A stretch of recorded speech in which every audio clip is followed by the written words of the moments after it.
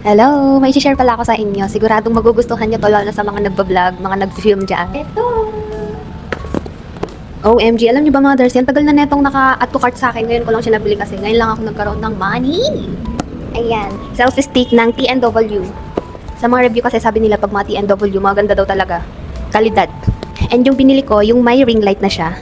Kapag tripod lang siya, nasa 600 lang. Pero kapag may ring light na dalawa, nasa 800 plus. Mas maganda kasi to. Kaya ito yung binili ko kasi syempre, di ba, nagfi-film ako lalo na kapag gabi, kailangan ko ng ring light. Eh, wala pa akong ring light. Ay, hindi, may ring light ako dati kaso nasira. Kaya ayan, nag-order ulit ako. Trinay ko na to mga Darcy, matagal siya malovat. At saka, meron siyang iba-ibang color. Ito, ipapakita ko sa inyo kung gaano siya kahaba. Wee! Excited! Wow! Ayan siya, oh my god. Anyway mga Darcy, itong mga ring light na to, may connector na din siya sa loob. Tigil kasi silang connector. And same with this din, meron din siyang connector. Look at that! May lagayan pa siya. Mga Darcy, hand carry talaga siya.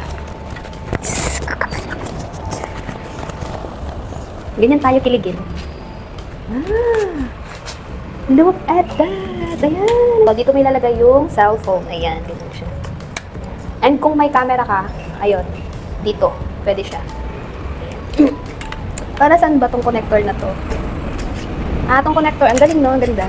Ayan. Meron kang shutter. Pag nagpipicture ka, o diba, pwedeng-pwede to sa solo. Ayan. Maganda siya kasi kapag nalobat, charge mo lang siya. Yung iba kasing nabili kong ganito, battery lang. So kapag naubos na yung battery, bibili ka na naman ng ibang battery. Kaya ito, mas maganda to kasi chargeable siya. Ayan. Balik na natin.